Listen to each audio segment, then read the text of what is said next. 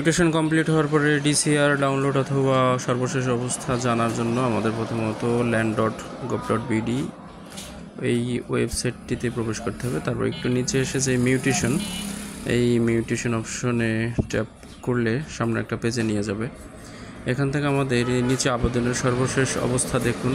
এখান থেকে আমরা বিভাগ নির্বাচন করে দিব। প্রথমত বিভাগ যেটা, আমি ঢাকা বিভাগ এটা দিয়ে দিচ্ছি এবং আবেদন নম্বর যেটা, সেই আবেদন নম্বরটা দিয়ে দেব। এরপরে আবেদন নম্বর দিয়ে তারপরে সামনে গেলে জাতীয় পরিচয়পত্র নম্বর দিব এবং যেই যোগফলটা আছে এটা দিয়ে খুঁজুন অপশনে দেব। তারপর খুঁজুন অপশনে দেওয়ার পরে আবেদনের সঠিক পেজটা চলে আসবে।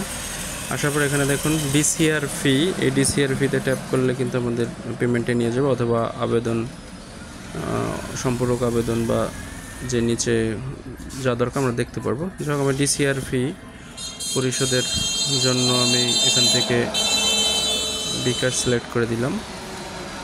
দেওয়ার পরে নাম্বার দিয়ে দিব এবং সেই নাম্বারে কিন্তু একটা ওটিপি চলে যাবে।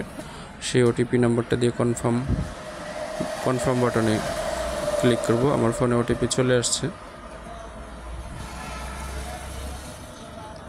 এবার আমরা পিন নাম্বার দিয়ে দিব।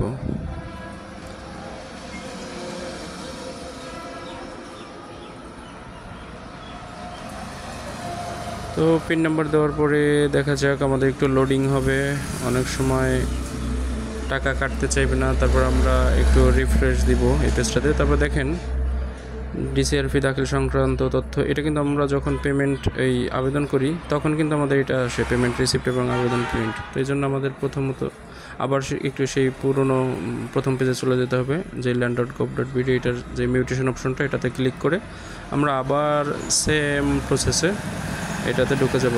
যেমন আমি ঢাকা, মানে একটু আগে যেটা আমরা দেখলাম সেটাই, ঢাকা এবং আবেদন নাম্বার, তারপরে আবেদনের সঠিক তথ্য দিন। এটাতে এনআইডি নাম্বার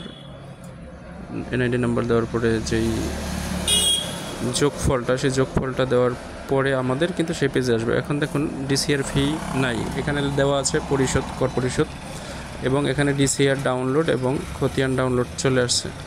আমরা এগুলো ডাউনলোড করে প্রিন্ট করে নিতে পারবো। তো আমি এখানে প্রিন্ট দিয়ে দিচ্ছি, চাইলে আমরা ডাউনলোড করেও রাখতে পারবো। তো ভিউয়ার্স, ভিডিওটি ভালো লাগলে অবশ্যই শেয়ার করবেন এবং সাবস্ক্রাইব করতে ভুলবেন না। তো পাশে থাকুন। আল্লাহ হাফেজ।